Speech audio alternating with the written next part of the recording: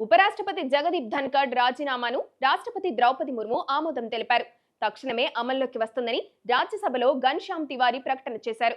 ఉపరాష్ట్రపతి రాజీనామాపై హోంశాఖ నోటిఫికేషన్ విడుదల చేసింది. అనారోగ్య కారణాలతో రాజీనామా చేస్తున్నట్లు జగదీప్ ధన్కడ్ లేఖలో వివరించారు. ధన్కడ్ రాజీనామా అనంతరం దానిని ఆమోదించినట్లు రాష్ట్రపతి కార్యాలయం మంగళవారం ప్రకటించింది. ఇదిలా ఉంటే విదేశీ పర్యటనలో ఉన్న ప్రధాని మోదీ ఉపరాష్ట్రపతి జగదీప్ ధన్కడ్ రాజీనామాపై ఎక్స్ వేదికగా స్పందించారు.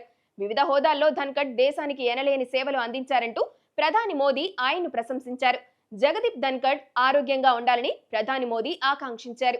జగదీప్ కి భారత ఉపరాష్ట్రపతిగా వివిధ హోదాల్లో మన దేశానికి సేవ చేయడానికి అనేక అవకాశాలు లభించాయి.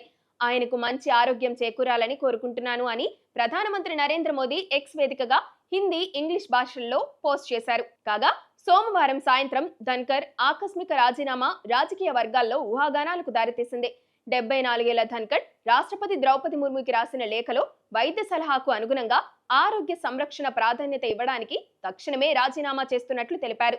ఆరోగ్య సంరక్షణకు ప్రాధాన్యత ఇవ్వడానికి, వైద్య సలహాలను పాటించడానికి రాజ్యాంగంలోని ఆర్టికల్ 67A ప్రకారం నేను భారత ఉపరాష్ట్రపతి పదవికి రాజీనామా చేస్తున్నానని ధన్కర్ రాష్ట్రపతికి రాసిన లేఖలో పేర్కొన్నారు.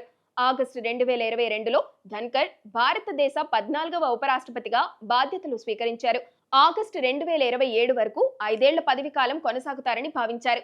ఈ క్రమంలోనే పార్లమెంటు వర్షాకాల సమావేశాల ప్రారంభం రోజున రాజీనామా చేస్తున్నట్లు ప్రకటించారు.